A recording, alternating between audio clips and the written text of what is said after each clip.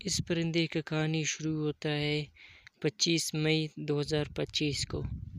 और यहाँ इन दिनों में बहुत गर्मी था और ये परिंदे क्या करते थे कि अपने बच्चों को कीड़े खिलाते थे। जब तक एक आता तो ये 3 बच्चे थे, दोनों मतलब घोंसले में नहीं बैठते थे, जो कि ये बच्चे बहुत ज़्यादा थे, इन्हें कीड़ा खिलाना था, इनका पेट भरना था और यहाँ बहुत गर्मी होता था।